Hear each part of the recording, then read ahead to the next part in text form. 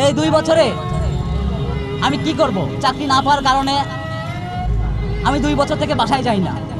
আমার বাবা মা আমার সাথে কথা বলে না। এর মতো অবস্থায় আমার রাষ্ট্র যদি আমাকে সেই স্পেস না দেয়, আমার মেধা যাচাই করার মতো সুযোগ যদি না দেয়, তাহলে আমি কি করব? এই রাষ্ট্র যদি আমাকে ফেলে দেয়, আমি কোথায় যাব ভাই?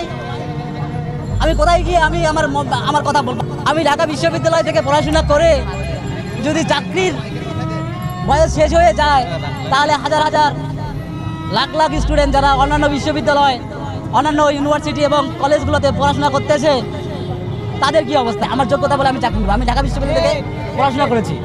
প্রধানমন্ত্রী ডেকে আমাকে করুণা করে চাকরি দিবে, আমি সেটা চাই না। আমাকে মেধা যোগ্যতা সুযোগ দেখ, আমি সেটা চাই।